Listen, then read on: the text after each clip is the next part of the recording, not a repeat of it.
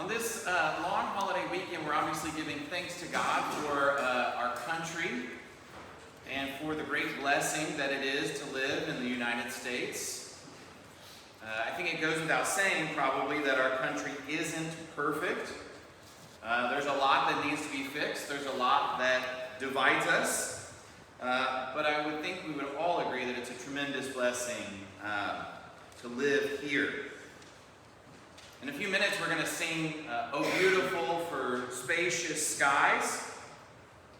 And in that beautiful hymn, we will pray that God would continue to shed His grace on our land, that He would mend every flaw, and that He would create a strong brotherhood amongst our people. And given how toxic our politics are and how divided we are, we would all do well to pray fervently to God for lots of grace and flaw mending and brotherhood. Now, to this morning's gospel. We just read from Matthew chapter 10.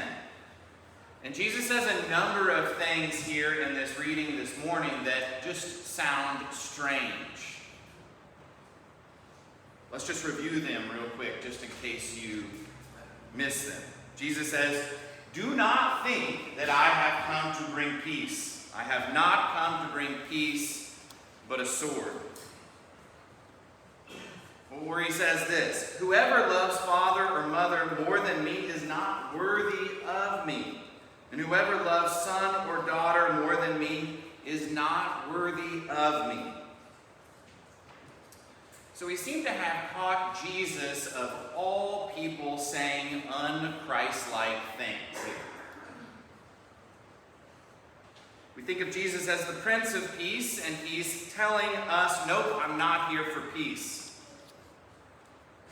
We think of Jesus wanting us to love our families, and He's saying, don't you dare love them more than you love me. Just think for a second of the incredible demands that He is making in this gospel passage we just read.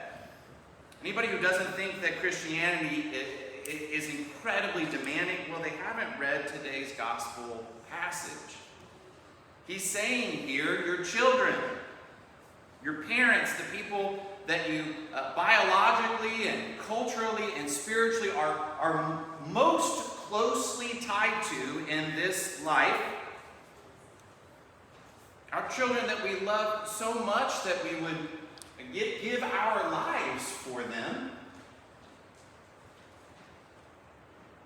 We've all seen this happen. I've seen it happen so many times. You know somebody when they have a kid and it changes their whole world. Having a kid does. They become an incredibly different and dedicated person. Their life becomes all about their kids. And we think that's a good thing. And then Jesus says to us here, well, your kids, you better not love them more than you love me.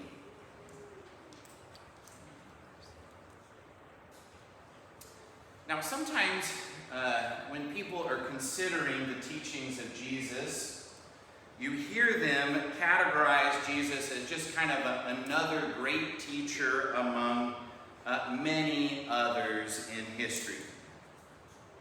But Jesus is saying the kind of things here in this gospel that no other great teacher in human history has ever tried to say. Muhammad didn't say them, Gandhi didn't say them, Plato and Aristotle never said anything like this. Nobody else makes claims like this. I have to be first. I have to be above all else. Everything that is precious to you must come after me. That's what Jesus is telling us in this gospel. I was listening to this podcast a while back with the author John Meacham. Some of you will probably have read his books. He's a Pulitzer Prize winner. He's written several presidential biographies. A historian. I really like his books. He's also an Episcopalian, a person of faith, and I met him a few years back.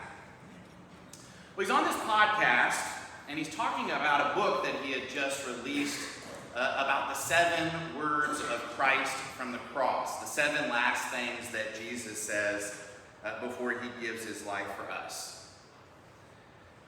And he's on this popular podcast, and he's pressed by the interviewer. Why can't we just accept Jesus as a good teacher? I mean, he talked about love, and he talked about peace, and everybody's for that. Why do we have to accept all of the other things that Christians say about him?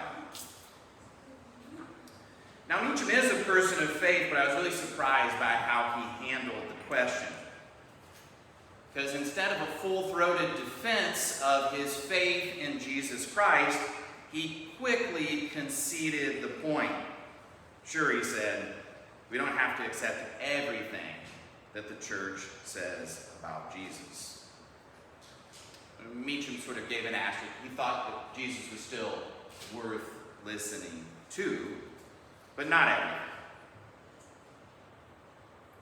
Now, I understand why he conceded the point, because our culture, of course, desperately wants us to concede this point. To say something like, oh, well, Jesus is a great teacher, but you don't have to go along with all that other mumbo-jumbo about him. But if we concede this point, then all of this makes no sense. Nothing about Christianity makes any sense.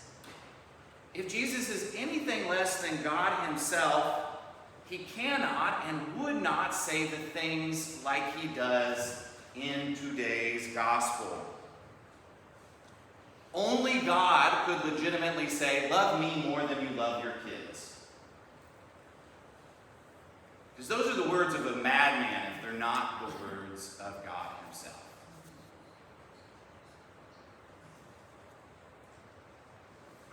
C.S. Lewis famously talked about this in his book, Mere Christianity, and I've said this before and I'll say it again. If you haven't read Mere Christianity, you really, really should.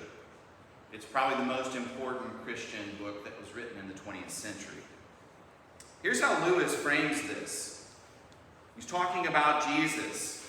He's talking about this idea that, oh, well, Jesus is sort of this bland, nice, spiritual guru. And that's what people, of course, have wanted in our culture to say about him. But here's how Lewis frames this. He says, I'm trying here to prevent anyone from saying the really foolish thing that people often say about Jesus.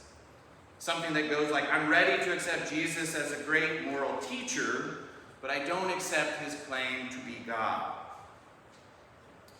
Lewis writes, this is the one thing we must not say. A man who was merely a man and said the sort of things Jesus said would not be a great moral teacher, Lewis writes. He would either be a lunatic or else he would be the devil of hell. And Lewis says you must make your choice. Either this man was and is the Son of God, or else he's a madman or something maybe even far worse than a madman. And Lewis says we have to make a choice about him. And you can call him a fool and you can spit at him, or you can fall at his feet and call him your Lord and your God.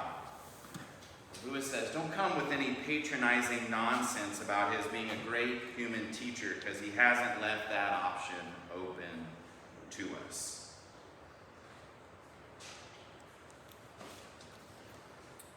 So with all that in mind, when we hear Jesus say, love me more than you love your kids, love me more than you love your parents, what he's saying in different words is simply the first commandment of the 10 Commandments. What he's saying in different words is you should love the Lord your God with all your heart, with all your soul, with all your mind, with all your strength. He's saying, take that commandment that you all know well and apply it to me. And we try to do that every day by taking up our cross, as Jesus says in this exact same passage. By praying as Jesus did before he took up his cross, not my will, Father, but your will be done. And with our priorities straight, and for the Christian, if God is first, then we do have our priorities straight. With our priorities straight, well, then we have the possibility to experience the abundant life that Jesus wants to give us. With our priorities straight, we have the opportunity to become the happy and holy and whole people that we all want to be. Jesus is not aiming for a low bar. Jesus wants us to prioritize everything in our lives around him. Everything around him. Which is why he says, whoever loves father or mother more than me is not worthy of me. Whoever loves son or daughter more than me is not worthy of me. And it takes a lot of humility to hear those words, to recalibrate everything in our lives so that it centers around him. But nothing less is being